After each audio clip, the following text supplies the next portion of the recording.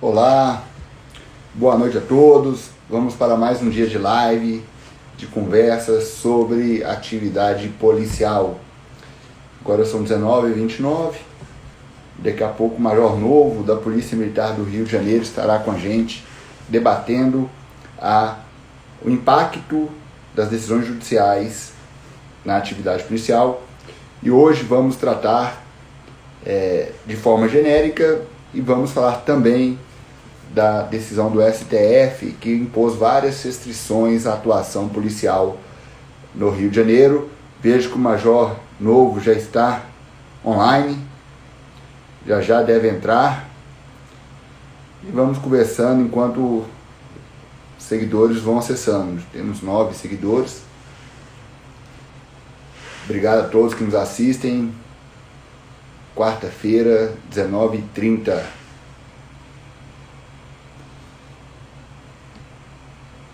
Esse é o som novo aqui.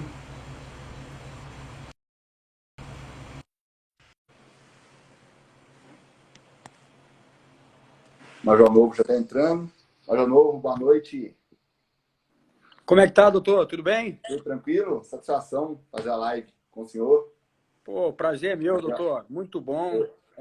Assunto polêmico. A gente está tentando conversar sobre isso há algum tempo, né? Sim, sim. Aí hoje nós conseguimos um espaço para falar disso e vamos poder contar com os conhecimentos técnicos, operacionais e a experiência que o senhor já tem na Polícia Militar do Rio de Janeiro. São quantos anos que eu tenho de polícia no Rio de Janeiro? 16. Quanto? 16. 16 anos. 16. 16 anos? Sim. Major? Aqui a promoção é um pouco mais rápida. Porque em Minas Gerais, para ir a major, são 15 anos de formado, de curso, eu acho que são 2 anos, 17, 18 anos para ir a major. Minha turma vai com Aqui a 18 gente anos está de polícia. com um problema na carreira, né? Que a minha turma, por exemplo, ainda tem capitão.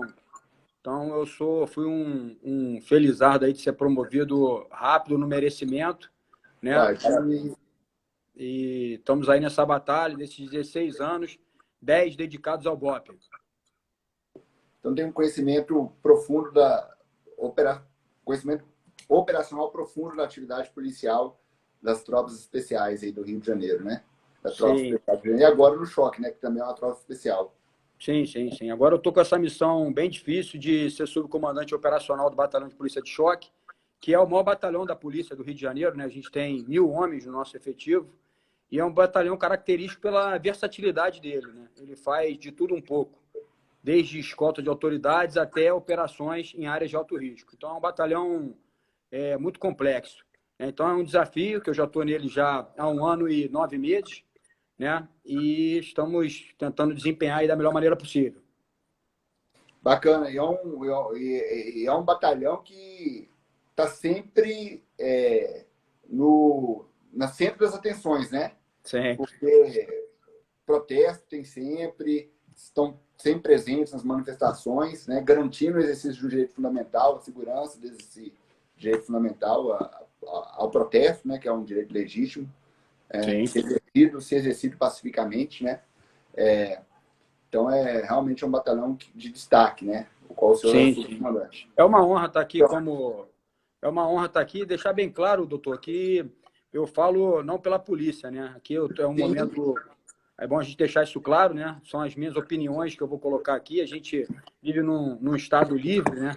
E até para o militar ele tem o seu direito um pouco mais restrito de liberdade de expressão, mas ele tem que se expressar sim. Mas quem está falando é o Major Leonardo Novo e não é a Polícia Militar como um todo, né? Então a gente tem que deixar isso bem claro aqui no início. sim, com certeza. Major Lobo, seu livro aqui, ó, que eu já li bastante, muito Bacana. interessante o seu livro, você traz uma visão realista de como as coisas funcionam, né? Sim, E traz vários termos utilizados no meio policial que quem é de sim, fora não conhece.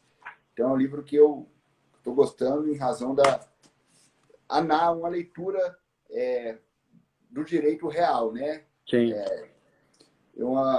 Porque nós, enquanto operadores de direito, nós temos que conhecer a realidade e aplicar o direito de acordo com a realidade, né?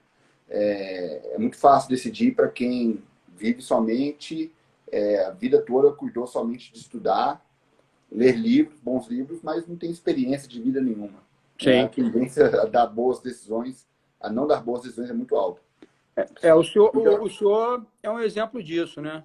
Não é de hoje que eu acompanho, eu sempre recomendo aqui para os meus alunos, eu sou instrutor do curso de formação de oficiais, curso de formação de soldados, lá do site Atividade Policial, porque o senhor, é bom a gente falar isso, né? É capitão da reserva da Polícia de Minas Gerais. Tenente Então, da reserva não remunerada. tenente. Então, assim, é importante que o senhor conseguiu juntar muito bem a teoria e a prática. Isso é fundamental para o magistrado, né? É o que eu digo no meu livro.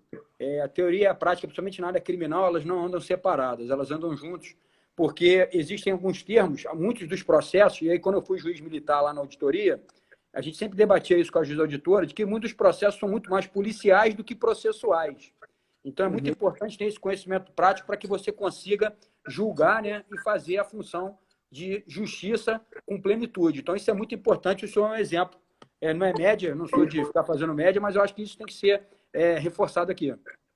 Obrigado, Major. E esse tema que nós estamos falando agora, ele entra no assunto que a gente vai tratar aqui hoje, o impacto das decisões judiciais na atividade policial, né?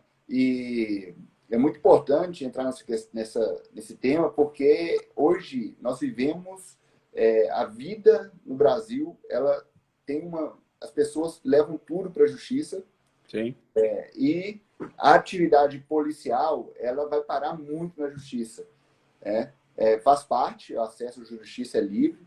Quando a pessoa se sente injustiçada, é o direito dela buscar justiça, né? Não é isso que nós estamos tratando, mas quais os limites disso, até onde o juiz pode ir, até onde o judiciário pode ir, né? E que fique muito claro, meu novo, que o fato das pessoas terem experiência, seja como policial ou qualquer outra atividade, não significa aí que a experiência vai levar a se respeitar direitos fundamentais, vai levar a praticar arbitrariedades de forma alguma, né? Realmente saber aplicar, né, na prática, né, respeitar os direitos fundamentais, né? Qual que é o direito justo para aquele caso. Eu vejo muitas decisões, o impacto, vou entrando já no assunto, né? Decisões, eu faço críticas respeitosas Claro. a decisões judiciais, faz parte do debate acadêmico, que fala que uma pessoa que foge da polícia, né? A polícia vê a pessoa desobedece as ordens de parada, foge da polícia, né? Num ponto conhecido dos policiais como um ponto de tráfico de drogas, né? Às vezes a pessoa foge até colocando a mão na cintura, que está com a arma, para a arma não cair. O policial ouvindo aquilo tudo, a pessoa entra na casa, a partir do momento que a pessoa entrou na casa, tem decisões do STJ falando que não configura não há fundadas razões para entrar na casa, né? Eu discordo da decisão do STJ e eu imputo isso a essa questão da vivência operacional, da vivência da questão prática. Porque o senhor que trabalha na rua, né, isso é comum, não é? E quando as pessoas fogem, qual que é a experiência do senhor que o senhor tem nisso? Na verdade, eu acho que a gente, partindo lá do começo, constitucionalmente falando, eu estava até dando uma estudada para a gente bater um papo, e eu falei, olha que dilema, né? A gente, o que inafastabilidade do Poder Judiciário, né, que está lá no 35 do nosso artigo 5º da Constituição Federal, com ativismo judicial, né? Qual é o limite do judiciário, né, para interferir? Isso é hoje um assunto do momento, né, no país, porque tudo está sendo judicializado. Mas Sim. agora existe uma diferença muito grande, doutor, da teoria para a prática. A gente sabe que o papel, né, a gente diz aqui na polícia que o papel aceita tudo, mas nem sempre, por melhor que seja realizado um inquérito e o processo, nem sempre a verdade plena está ali, né? Sempre falta algum detalhe. Por isso que é importante para todos os atores do sistema persecutório penal, que começa lá no policial ostensivo, operacional, seja ele de qualquer instituição, e vai até a decisão final do judiciário, que todo mundo tenha esse conhecimento. Então, assim, eu gosto de dizer, quando eu comecei a estudar direito, eu gosto sempre de fazer esse parênteses quando eu estou dando palestra, quando eu estou fazendo live, que quando entrei na polícia, eu sou uma pessoa sincera, sabe, doutor? Eu achava que o que resolvia o problema da criminalidade era matar. E aí, eu fiz o curso de operações especiais do BOP, fiz o curso de operações especiais na Colômbia, eu operei muito, e chegou um determinado momento da minha carreira que eu falei assim, não está resolvendo o problema. Isso não resolve o problema. E eu fui para o direito. Me graduei em direito, me pós-graduei em penal e processo penal, e chegou no final lá, eu falei, a lei sozinha também não resolve o problema. E aí fui para o mestrado, para criminologia, e na criminologia que eu estou começando a encontrar algumas respostas para esse setor de segurança pública. Por quê? Porque se a gente não tivesse debate, se eu, policial da ponta da linha, e o senhor, doutor, que está tomando a decisão ali, fazendo a sentença, a gente não tiver alinhado, a gente não tiver o mesmo conhecimento, vai ter algo desconexo aí, e no final quem vai pagar é quem está sendo julgado, é quem foi preso por mim e está sendo julgado pelo senhor. Então, o sistema, é o que eu trato no livro, sistema jurídico policial brasileiro. Ele é um sistema só. A gente tem que tratar ele como um sistema único, né? O sistema criminal, então eu falo como sistema jurídico penal brasileiro. Por quê? Porque esse conhecimento é muito importante para o promotor, para o juiz, para o advogado, para o defensor. E eu comecei a perceber essa mudança, né? Quando eu estava lá no BOP, a gente começou a desenvolver um treinamento para magistrados lá, né? E o magistrado, às vezes, ele parava e olhava e falava assim, é assim que acontece, gente? É exatamente assim que acontece. Por quê? Porque o magistrado, em determinado momento, ele se desconectou da realidade.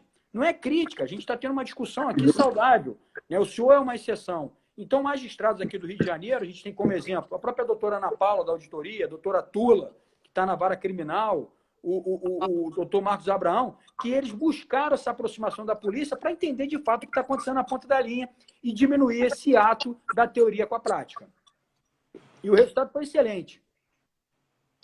Certo, é muito importante conhecer essa realidade. Nos cursos de formação, eu até defendo que os juízes deveriam conhecer as instituições policiais, né? Conhecer as dependências quartéis, conhecer como é que funciona o serviço na rua, né?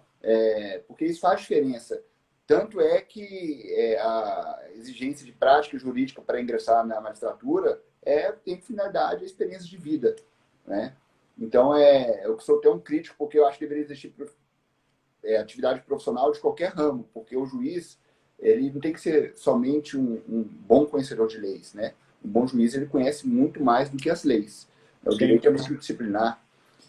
E uma coisa muito importante que o senhor falou, senhor Major, essa questão de matar resolve, matar não resolve nada, só cria mais problema.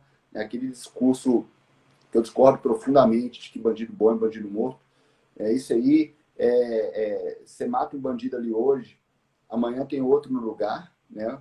E você vai estar tirando uma vida, né? É claro que se você tirar uma vida dentro da autorização da lei em legítima defesa, né? Você vai estar amparado. Mas eu sou da teoria de que a morte, né? A morte, ela representa a falência do sistema. Né? A partir do momento em que várias pessoas têm que morrer, né? No confronto ali, né? Demonstra que o sistema está tudo errado. Né? Tá tudo errado. Né? E é claro que se o policial está na rua e tem uma situação de conflito armado, é claro que o policial vai se defender a si e a terceiros e vai atirar, né? Para se defender, e o que pode ocasionar na morte aí do autor do criminoso, né? Mas muito bom, fico feliz realmente de ver que o senhor mudou de pensamento, hoje vê que o problema é mais, né, de estudos de criminologia, que entra no estudo social também, né? E a polícia, ela é só a pontinha do iceberg, o problema é muito mais complexo, né? Sim. E outra questão, como? O problema, doutor... Sim. O problema é muito mais complexo, e aí eu digo o seguinte, o problema de segurança pública... O problema de segurança pública, a partir do momento que a gente discute no aspecto ideológico, a gente vai começar a aceitar isso de que bandido bom é bandido morto e homens de preto matando pretos. Não é uma coisa nem outra. Né? A gente tem que ser técnico, a gente tem que entender como o sistema funciona para que tome medidas efetivas. Portador do bom e do ruim. Né? Então, assim, a gente tem que ter ciência que o risco de estar acontecendo em todos os... Né?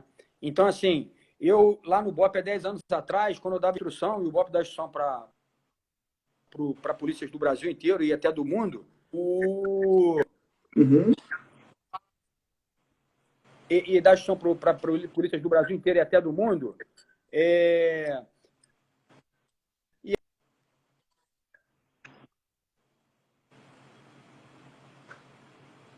O áudio cortou. O policial está aprendendo... Voltou aí? O áudio cortou. Pode repetir, por favor? Boa, vou repetir.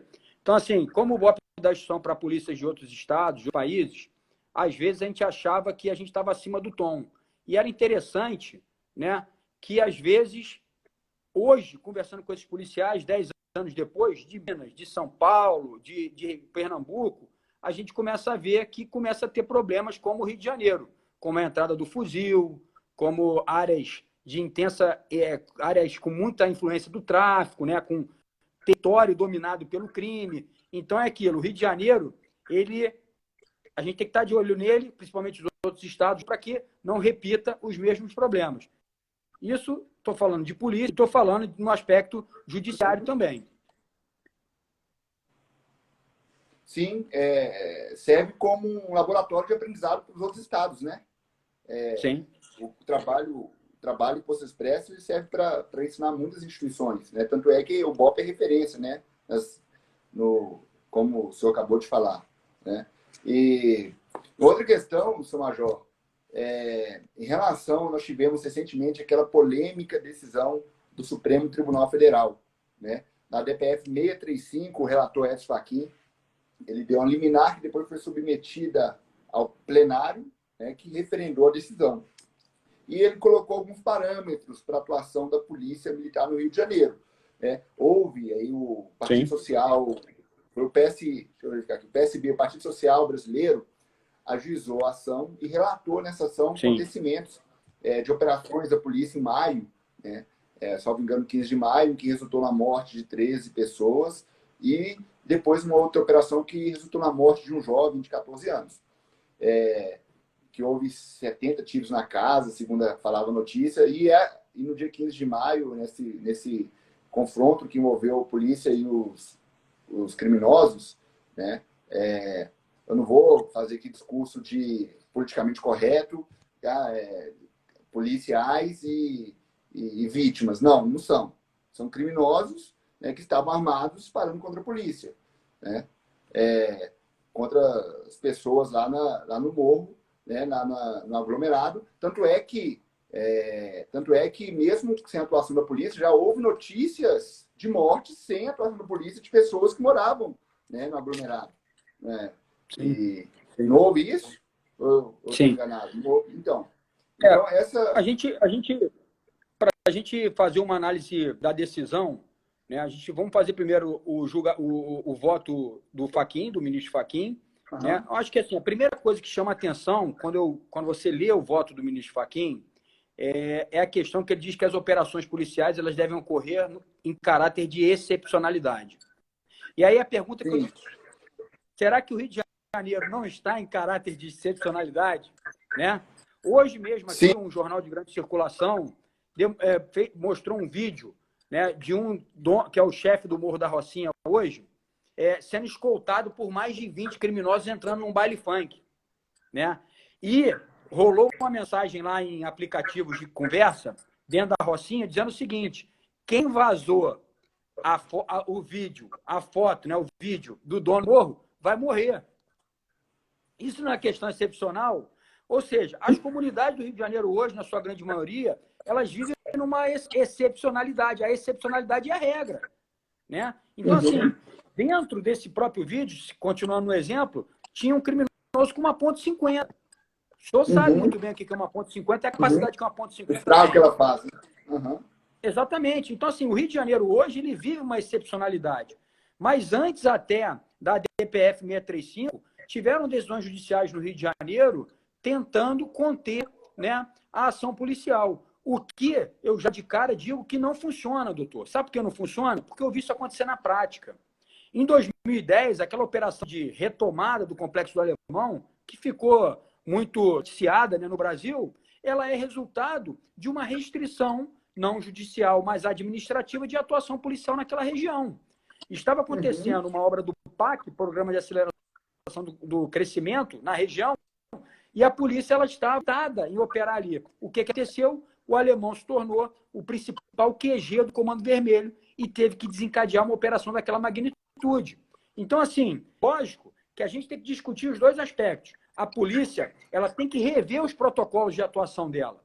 E a gente, no Batalhão de Choque, faz isso constantemente. A gente tem um lema no Batalhão de Choque que diz o seguinte: eu uso uma força muito grande, eu demonstro uma força muito grande para precisar não usar. Então, as operações do Batalhão de Choque, de regra, são com muitos policiais. Para quê? Para inibir o traficante de reagir. E aí, as nossas baixas e os efeitos colaterais, vamos usar assim, praticamente não acontecem. Então, isso é o quê? Uma revisão de protocolo. Sim, interessante saber dessa metodologia de atividade que o Batalhão de Choque utiliza. Mas em relação à decisão do STF, eu chegar no seguinte ponto, que o STF dessa decisão proibiu, a não ser em casos excepcionais, né? E inclusive o uso de helicópteros em casos excepcionais, mas eu ia chegar no ponto exatamente que o senhor disse. Por quê? A polícia militar coloca helicóptero no ar em qual circunstância? Em casos excepcionais, não é? O policial militar não sai passeando de helicóptero. Assim. Não sai passeando de helicóptero, não há autorização para o helicóptero levantar voo se não for para atender uma ocorrência, se não for para uma situação excepcional, correto? Então, assim, na prática, essa decisão, no meu entendimento, nada muda, né? Bastará que fundamente, né, como mandou fundamentar por escrito, vai ter que reportar ao Ministério Público, as ações policiais, quanto a realizar operações nas comunidades, o STF decidiu que vai ser somente situações excepcionais, mas o senhor falou assim, falou muito bem, né? A situação do Rio de Janeiro, pela própria natureza das comunidades, são situações excepcionais, né? E o que eu entendi da decisão do STF, me corrija se eu estiver errado, por favor, né? É que a polícia, ela, para atuar nas comunidades, ela vai ter que ter ciência de uma situação que justifique o ingresso nessas comunidades. Não sendo possível realizar operações do dia a dia de rotina. Como é que a Polícia do Rio está procedendo nisso? Como é que o senhor interpreta isso? Doutor, assim, eu acho que nessa decisão do STF, ela enfrenta algumas questões constitucionais do direito administrativo e do direito processual penal propriamente dito. Porque, por exemplo, essas comunidades ali, uma forte influência do tráfico, e ali acontece constantemente o que a gente chama de crime permanente. Então, você tem ali o tráfico de drogas acontecendo 24 horas por dia, o porte ilegal de arma de fogo acontecendo, dentre outros crimes, né? Então, assim, se você tem um crime permanente acontecendo, o policial disso, ele tem, né, a obrigação, lógico, com a possibilidade de agir. Então, isso aí já é um ponto que a gente tem que discutir. Uma outra questão, focando na questão do helicóptero, a polícia do Rio de Janeiro, tanto a Polícia Civil quanto a Polícia Militar, é a única polícia do mundo que tem helicóptero blindado. E isso não é à toa. Por quê? Porque a polícia do Rio de Janeiro abatido por criminosos. O helicóptero caiu. Ele não caiu, ele foi abatido. Então é por isso que tem helicóptero blindado. Então, assim, antes da DPF, né, teve uma decisão aqui da Vara da Infância e da Juventude que restringia o sobrevoo de aeronave em escolas. É lógico, doutor, que aquela cena de crianças deitadas no corredor com medo de tomar tiro, aquilo é absurdo. Aquela cena de no teto da escola não atire crianças, né, não atire escola, é absurdo. Agora eu pergunto, qual foi a ocorrência de uma criança baleada pelo helicóptero da polícia? Nunca aconteceu. Aí eu pergunto, o que é melhor? Passar ou o traficante botar a boca de fumo na porta da escola? Que inversão de valores é essa? Né? Então, assim, e o que chama atenção também na DPF, aí voltando já para a DPF, é a questão da figura do amigo escure. Quem são os amigos escure dessa ação? São 3 ONGs mais a Defensoria Pública que atuam no Complexo da Maré. E aí eu digo para o senhor, operacionalmente falando, o Complexo da Maré tem uma característica operacional muito importante, que é o quê? Os criminosos só utilizam-se de laje para atirar a polícia. Atirar na polícia. Então, quando você faz uma operação lá, obrigatoriamente você tem que ter o helicóptero. Para quê? Para tirar eles de cima da laje. Então, assim, a gente tem que discutir que a gente tem um aspecto grave. Claro, uma operação policial, ela fere uma série de direitos daquela população ali. Mas também parece que a gente só discute a atuação policial e não discute a atuação criminal. A gente tem que discutir as duas coisas. Muito bem colocado, Major Novo. E um outro ponto que eu faço uma observação também, dois detalhes importantíssimos. O judiciário, quando ele vai entrar em outra área, seja nas ciências médicas, seja nas ciências exatas, seja qual área for, o judiciário ele tem que respeitar a técnica das outras ciências, certo? E a atividade policial, no meu entendimento, como foi inclusive reconhecido pelo MEC recentemente, está dentro da ciência policial. E a ciência policial exige toda uma técnica, todo um procedimento que o judiciário desconhece. Então, uma decisão técnica para respeitar a atividade policial e não entrar numa outra área, ela teria que, a meu ver, ter ouvido as autoridades policiais do Rio de Janeiro, que demonstrasse dados concretamente, que demonstrasse a realidade dessas situações, como o senhor está me falando, e ouvir também as autoridades sanitárias, para saber até que ponto as operações policiais estão impactando nas atividades sanitárias nessas comunidades. Porque um dos fundamentos foi que ficou sem luz, salvo engano, por 24 horas após uma operação policial. Isso inviabilizou a entrega de doações, etc.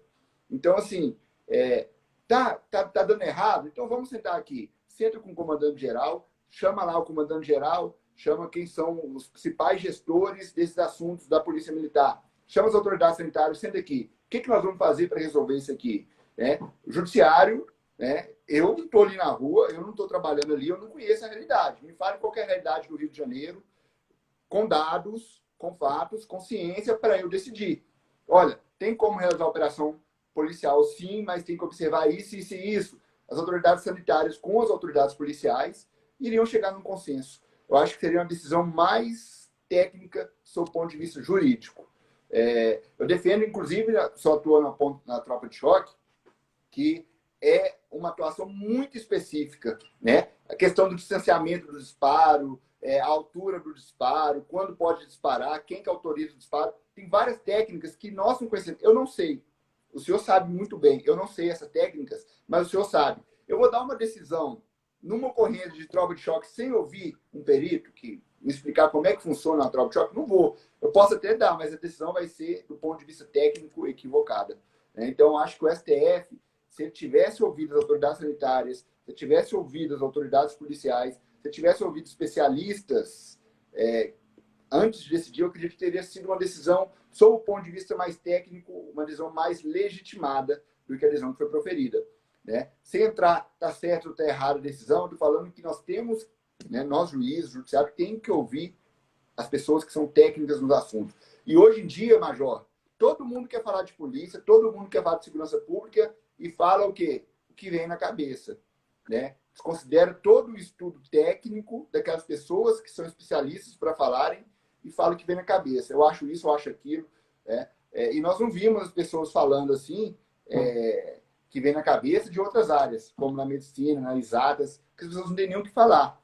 Só que como a ciência policial e o direito parece mais simples, e as pessoas se sentem à vontade para falar o que vem na cabeça. E muitas vezes está equivocado. Né? A liberdade de expressão nos dá esse direito de falar o que vem da cabeça. Liberdade de expressão me dá o direito de falar o que vier na minha cabeça. Né? Respeitado o direito de terceiros, sem ofensas, responder pelos excessos. Mas a realidade é essa hoje. Né? Rio de Janeiro vive uma excepcionalidade, a polícia tem que fazer o trabalho dela e o judiciário ele não deve interferir no trabalho da polícia. É claro que os excessos devem ser combatidos pontualmente. Né? Agora, querer falar que a polícia não pode mais trabalhar, não pode mais fazer operação, eu entendo isso como uma decisão equivocada. Está certo que excepcionou, em situações excepcionais pode, e como o senhor bem disse, o Rio de Janeiro vive uma situação excepcional. Um outro ponto importante acerca da intervenção do judiciário na atividade policial é que quando o judiciário interfere na atividade policial... Está me ouvindo? Quando o judiciário interfere na atividade policial, por mais que ele tenha interesse em colaborar na garantia de direitos fundamentais e segurança pública, ele vai acabar, muitas vezes, atrapalhando. O efeito vai ser o contrário. Não pode realizar operação policial, só está vendo os efeitos disso no Rio de Janeiro. Já houve mortes em troca de tiros por organizações criminosas, já houve fotos e vídeos, não sei a veracidade disso, o senhor vai saber me dizer, de bailes realizados em comunidades regado a droga e armas, e a polícia não estava lá.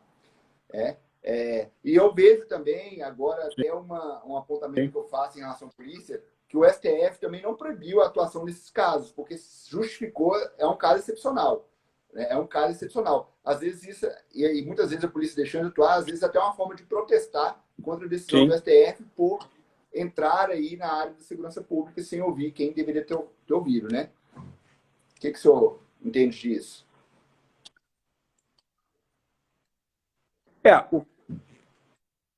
Assim, o que a gente vem percebendo é que após essa decisão do STF...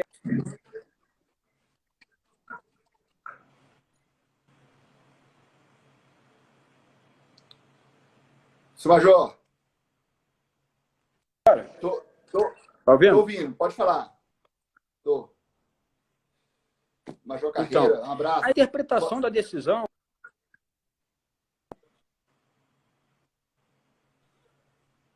é equivocada. A interpretação da decisão, né, propriamente dita. Por quê? Está travando a imagem e o áudio do senhor.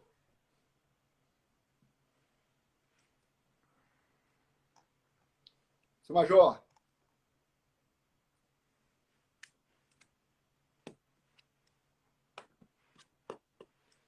Seu Major. Travou a imagem e o áudio do senhor.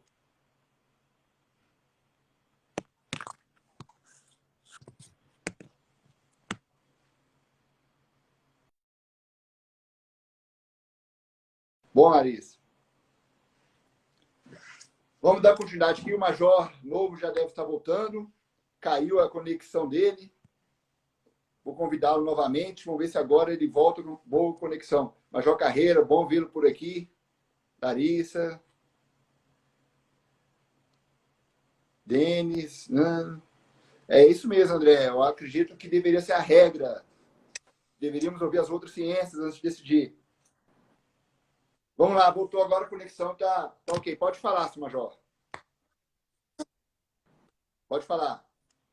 Voltou. Vamos lá. Então, assim, a interpretação da decisão ela é um tanto quanto equivocada.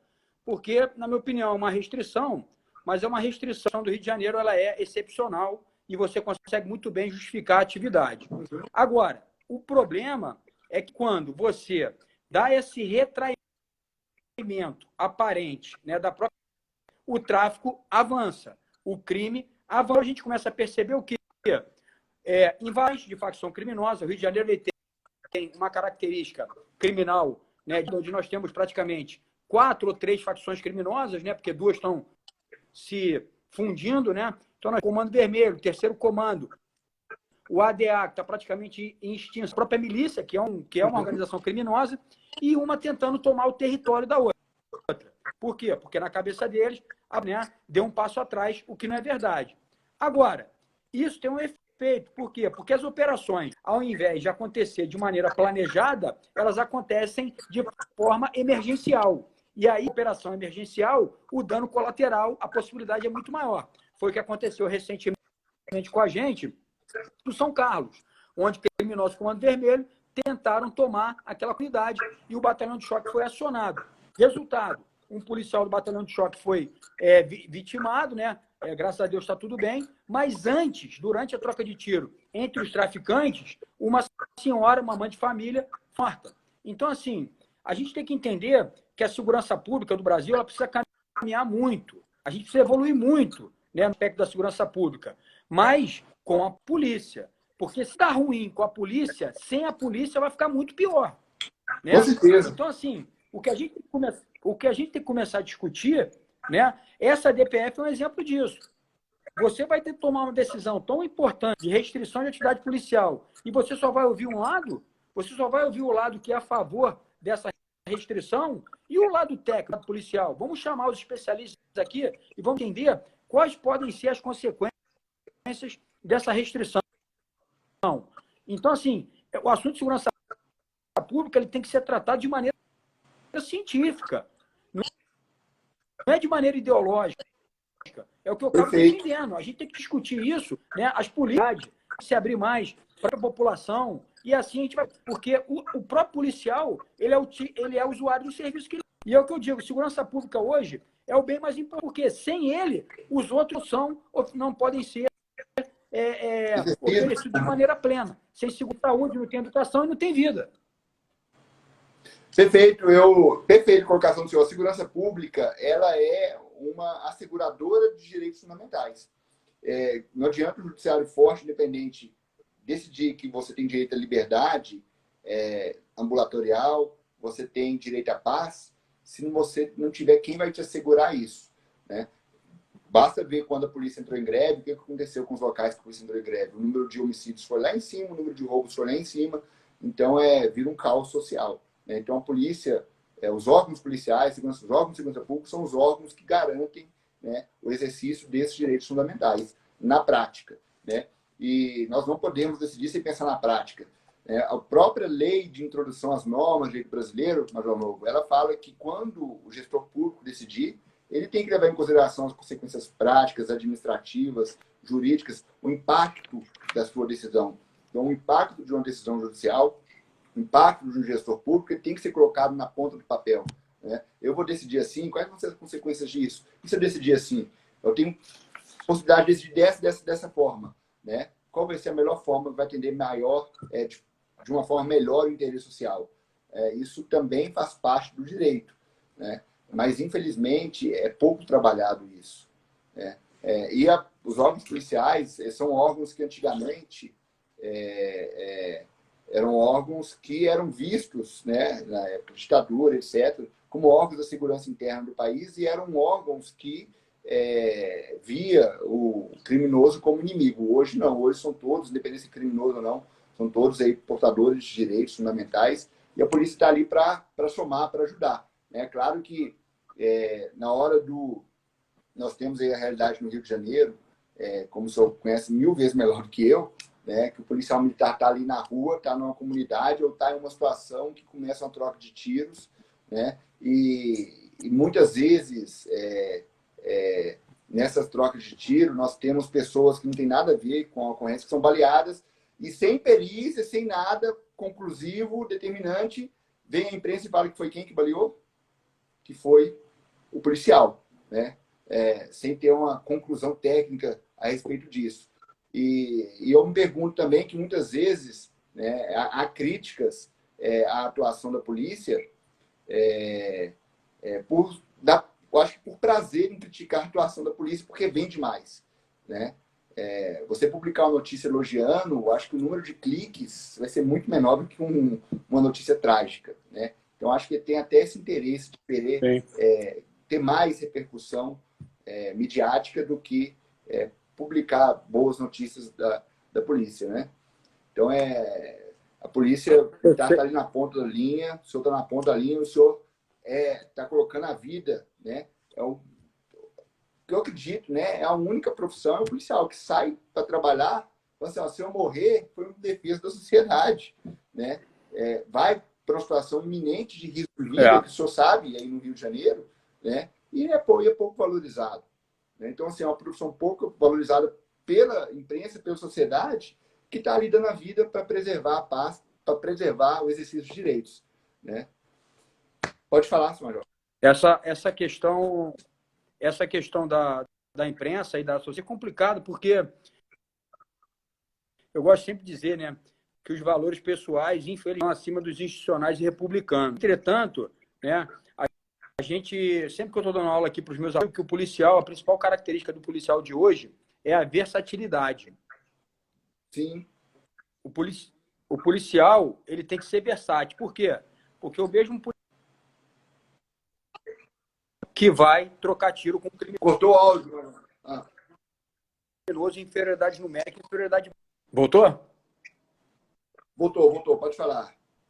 Então, assim, a característica principal do policial hoje é a versatilidade, porque o mesmo policial que vai fazer o parto é o policial que vai para a guerra, né? Aqui no Rio de Janeiro, o cara vai para a guerra, ele vai trocar tiro, inferioridade numérica, inferioridade bélica.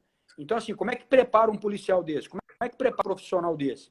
Acho que é aí que a gente tem que começar a discutir discutir, né? É muito complexa. Eu gosto de dizer que, eu digo que o policial ele é o operador primário do direito, né? Ele tem que ter um conhecimento de direito muito bom. Entretanto, ele decide na fração de segundo e sobre risco, né? Enquanto os outros atores do sistema persecutório decidem com calma, olham o processo, vê, tem esferas, né, se cometer um erro, entre aspas, você tem uma outra decisão, o policial não. É prender, não prender, puxar o gatilho, não puxar o gatilho, estou em legítima defesa ou não estou.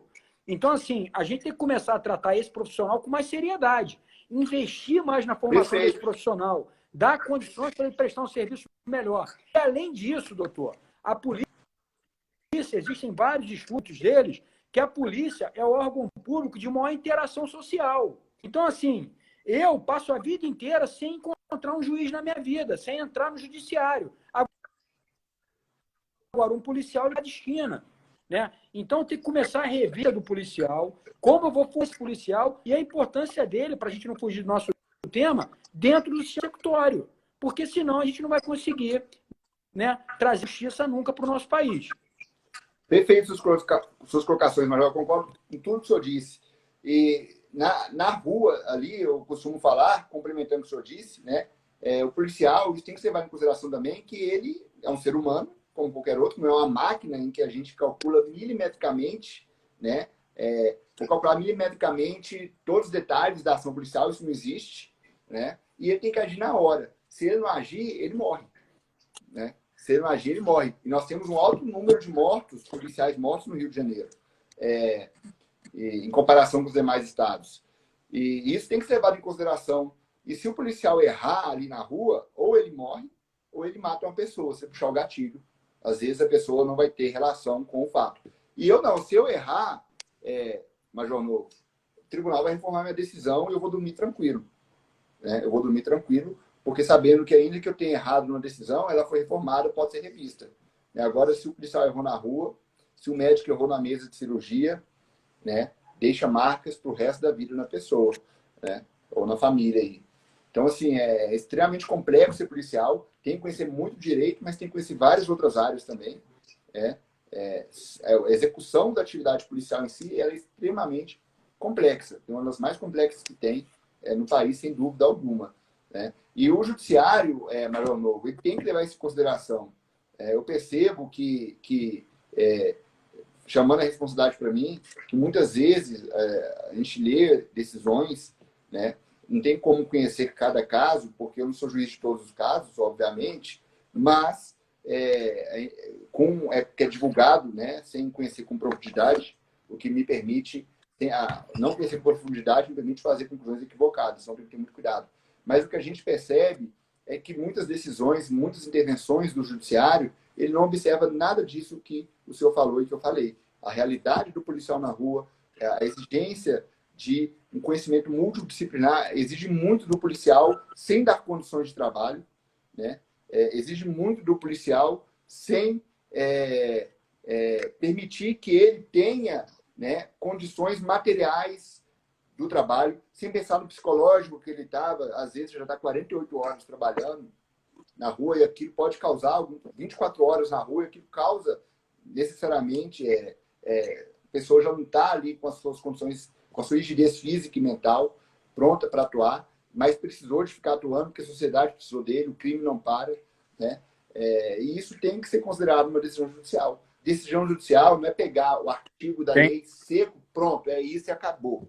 Né? Quem faz isso corre um sério risco de praticar uma injustiça enorme. Né? E nós temos que pensar também no lado policial e pensar também no lado das pessoas para as quais os policiais prestam serviço, que são as pessoas que estão na rua, as pessoas da sociedade, né? Independentemente da classe econômica, todas devem ser bem atendidas pelo policial, devem ter seus direitos preservados. Né? Então tem que ter um equilíbrio nisso tudo.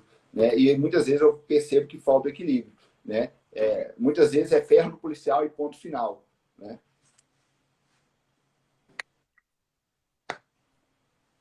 Não, cortou a ligação. Perfeito. Assim, só fazer uma observação em relação à vitimização. Pode falar. Vitimização. Tá ouvindo? Tô ouvindo. Então, em relação à vitimização, é até minha tese do mestrado, né? Tô ouvindo, pode falar.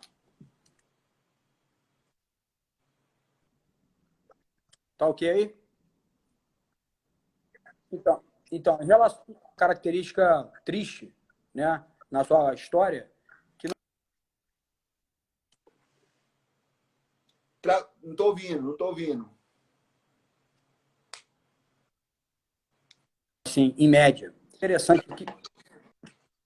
Mas, João E Novo, teve um estudo interessante aqui da acusação policial aqui do Rio de Janeiro. tô ouvindo, pode falar. Voltou? Voltou, Teve um pode estudo falar. interessante aqui por uma comissão de vitimização do Rio de Janeiro que fez uma comparação das baixas da PEMERG com o Exército Americano. E o resultado foi triste. O número de baixas da Polícia Militar do Estado do Rio de Janeiro, né, é maior do que a do Exército Americano em qualquer guerra que ele disputou. Então, ou seja, Caramba. é mais perigoso ser policial no Rio de Janeiro em número de baixa do que, né, ter combatido pelo Exército Americano. Então, isso é questão, isso a gente falar isso, né, mas é uma realidade aqui do Rio de Janeiro. Acho que a internet, pelo horário, a minha internet aqui também oscila demais, já indo para o... Nem tem, que horas tem, doutor? Acompanhando. Nós temos, agora são 8h15, 8h16. Nós temos mais 14 minutos aí, mais 13 minutos para dar 1 hora. Tá. Pode continuar. A internet está atrapalhando um pouco, mas eu acho que está dando, né? Tá sim. Está dando umas travadas, mas eu acho que está dando para entender. Tá. A gente indo analisar a questão da decisão do Pleno, né? Quando o Pleno entrou no mérito ali da DPE, a gente percebe que o ministro Alexandre de Moraes ele foi voto vencido, né? E aí a gente começa a ir de acordo com o nosso argumento, porque o ministro Alexandre de Moraes ele foi secretário de Segurança de São Paulo, né? Nossa. O áudio está ruim. Mas, João Novo, pode falar. Onde nós paramos aí? O áudio está ruim. Então, quando a gente analisa ali a decisão do ministro Alexandre de Moraes, que é dentre os ministros ali o que tem mais conhecimento de segurança, o áudio, o fone aqui. Mas na verdade não está captando a sua fala. Acho que estou travando, mas vamos lá. Melhorou? Pode falar. Estou ouvindo. Porque às vezes quando coloca o fone melhora. Tá? Então, entendeu ali a realidade e ele foi voto vencido, né? E se a gente for analisar a DPF, né? O pedido do partido são 13 pedidos, né? A maioria foi indeferido. Uhum. A maioria dos pedidos foram indeferidos. Sim. Então, como eu falo, às vezes fazem um estardalhaço dizendo, não, porque estão restringindo. Não, a maioria dos pedidos foram indeferidos, né? Então é importante a gente frisar isso. Agora, a gente tem que aproveitar, é o que a gente diz aqui no Rio de Janeiro, vamos tirar, desse limão, vamos fazer uma limonada. Sim. Vamos parar agora esse momento para rever protocolo. Perfeito. E ver qual é o erro que a polícia está cometendo. Eu acho que é o momento para isso. É o momento para isso. Né? Erros acontecem, a gente não pode tentar tampar os nossos erros, né? Mas a gente tem que continuar operando e atuando. Porque se a polícia dá um passo para trás, o crime dá 2 para frente. Né? A gente está vendo isso na prática aqui.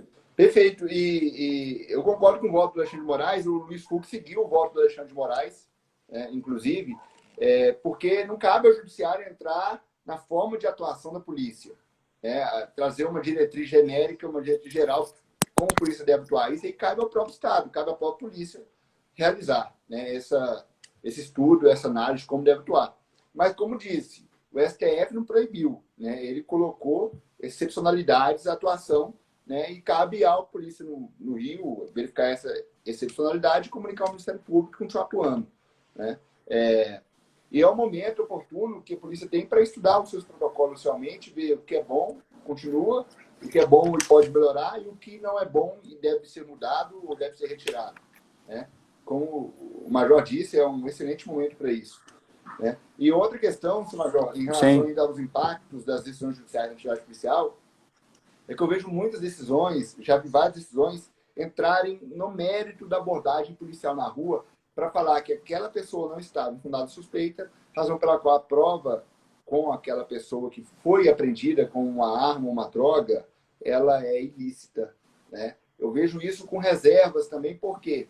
Porque o judiciário, a jurisprudência, quem for ter interesse em pesquisar, né, e até um texto que mais para frente eu vou publicar, fala que o tirocínio policial, por ser uma coisa subjetiva, por ser uma coisa que está no policial, não tem como aferir isso de forma apalpável, não tem como você ter um controle desse tirocínio, ele não é considerado na justiça como um critério para abordagem. Então, o policial está lá, 20 anos de experiência na rua, ele conhece as pessoas que moram lá, ele tem aquela pegada de que uma pessoa está em atitude suspeita com base na sua experiência, isso para a justiça não é considerado, né? E muitas vezes a justiça não considera a experiência policial, né?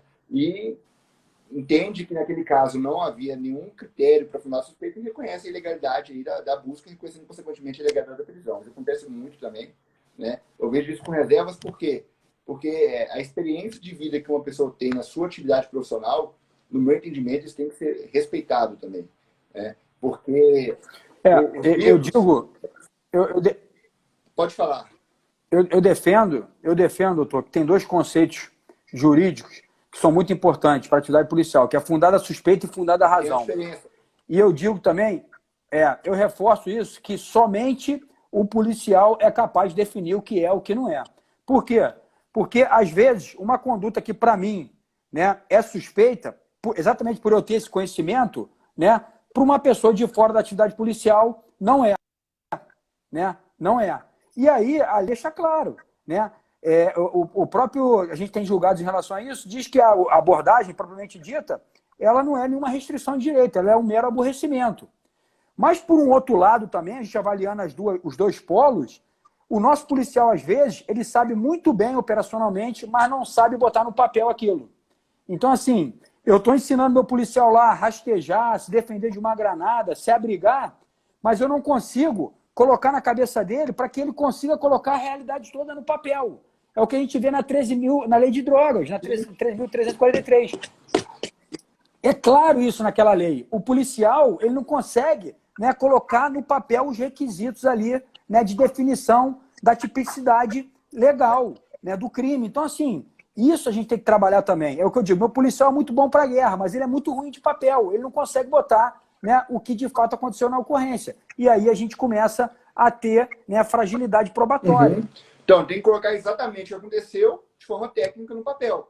Vai facilitar, inclusive, na hora dele for prestar depoimento da justiça, dele lembrar, né? Mas é uma questão do tirocínio policial, né, que a experiência de vida de um profissional tem que ser respeitada. Da mesma forma como um médico, com a sua experiência de vida, ele vai bater o olho na pessoa e assim, olha, você está com gripe, olha, isso aí teve experiência, isso aí pode ser tal doença, vai encaminhar, né? A experiência, ela só vem com o tempo, né? E leituras de livro, eu consigo ler vários livros em pouco tempo, vou saber muito daquilo que eu li, mas a experiência não vou ter, né? A experiência não vou ter, ela vem com tempo de vida, né? Tanto é que eu, para virar juiz, tive que ter 3 anos de idade jurídica. Para ser ministro da STF, tem que ter 35 anos de vida. Então, percebam que a própria Constituição e as leis exigem um período de experiência de vida para você exercer determinados cargos. Aí vem um juiz que passou no concurso ontem, senta na cadeira e fala que o policial que abordou a pessoa na rua, que estava andando mais apressado ou suando, tudo não estava infundada a suspeita. Aquilo que o policial na rua, com a sua experiência, com as centenas e milhares de abordagens que já realizou, conhece muito bem, não vai ser valorizado. Então, é uma crítica que eu faço também a essas interferências nesse tirocínio policial, nessa atividade policial. É claro que o judiciário pode dizer, no meu entendimento, que determinada situação não é fundada suspeita, mas em situações excepcionais, até porque você interfere, né, num ato administrativo de um outro poder, né, isso infere independência. Então, eu vejo Sim. isso com muita cautela, né? Às vezes a pessoa está ali de boa, não tem nada que possa falar que ela está em fundado suspeita, está ali e é abordado. Uma situação extrema que tem sido analisada concretamente, o juiz reconhece a legalidade. Ok, mas no dia a dia, na maioria das vezes, né, com o policial aborda, a pessoa realmente está em fundado suspeita. O tirocínio policial falou ali que aquela pessoa estava com fundado suspeita atrelada a elementos objetivos e muitas vezes não é reconhecido. Então, mais um ponto aí Eu gosto. serve de alerta. Eu gosto de dar o exemplo, né? Vamos voltar à criminologia, que a criminologia ela dá muito valor ao ambiente. Né? Você tem que entender em que ambiente você está inserido. Né? Porque, de repente, o que acontece em Minas Gerais não é o que acontece no Rio de Janeiro. Então, eu gosto de dar o exemplo como eu falei para o senhor anteriormente, eu tive a oportunidade do curso de operações especiais lá na Colômbia. E eu peguei, foi em 2009 isso, eu peguei a Colômbia na crista da onda ali, nos bons resultados da segurança pública.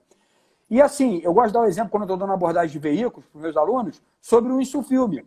Né? E eu digo que no Rio de Janeiro um carro com insufilme tem que ser abordado. Por quê? Pelo simples motivo de ele estar com insufilme. Por quê? Porque eu não sei quem está dentro.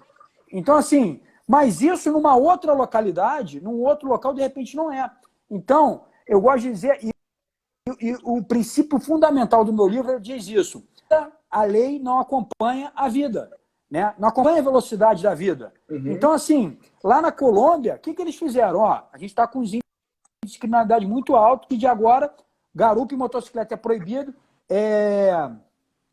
insufilme é proibido. Será que a gente não tem que começar a tentar acelerar o entendimento jurídico, acelerar as leis? Né? Eu gosto de dar o exemplo da equiparação ao porte de uso restrito, de arma de uso restrito, a crime hediondo.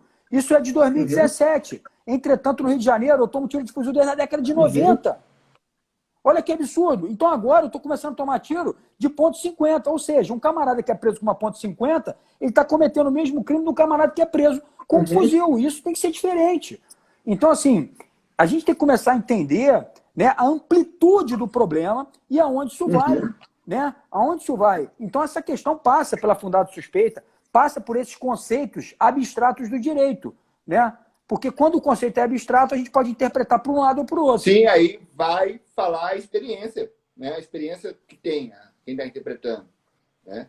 Perfeito, colocação. Perfeito, é por aí. E a experiência, eu só discordo do senhor num detalhe. A experiência, ela não é o tempo, tudo bem, mas eu acho que é a intensidade. Também, né? também. A intensidade é importante. Verdade. Né? O tempo e a intensidade com que a você intensidade é importante. Aquilo, que você vivencia aquilo. Eu penso assim também, em verdade. Porque eu pego um policial meu do BOP, do choque, o camarada com 2 anos já viveu coisa demais. Né? Então, esse camarada aí, de repente você vai olhar ele é soldado, mas ele está ali há 2 anos. Né? A gente teve uma vez o CIO veio ter uma ação com a gente, né? Que é uma tropa muito respeitada, né? o da Marinha Americana.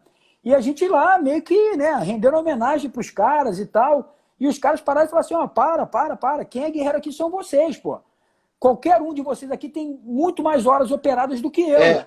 Eu opero muito pouco comparativamente a vocês. Né? Então, assim, olha que interessante isso. A conjunção de fatores, né? Tanto experiência quanto intensidade. Né? É como diz o Jefferson, tempo e intensidade. Sim. Perfeito, colocação. Concordo. Perfeito. Não discordamos desse ponto, não. Então, João, tá certo. Sim, nós temos aí 1 minuto, já daqui a pouquinho deve estar encerrando. Eu estou com medo de perder, eu vou tentar salvar esse vídeo aqui. Já me falaram que quando termina, sem...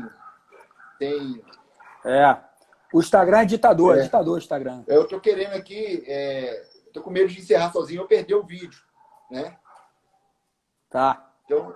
Não, doutor, eu só tenho que agradecer, né, a oportunidade de aprender com o senhor, né, a gente trocar essas experiências aí. Eu no início da persecução penal, o senhor lá no final, mas o senhor é um cara que já esteve aqui desse lado, né, e me coloco à disposição para o que precisar e a gente está aqui de portas abertas. Tá? Fico agradecido aí pelo convite e muito obrigado. Só tenho a agradecer e dizer que a gente junto, a gente vai vencer essa guerra. Não pode desanimar, independentemente do que aconteça, seguir em frente, cabeça, né, levantar a cabeça e seguir em frente.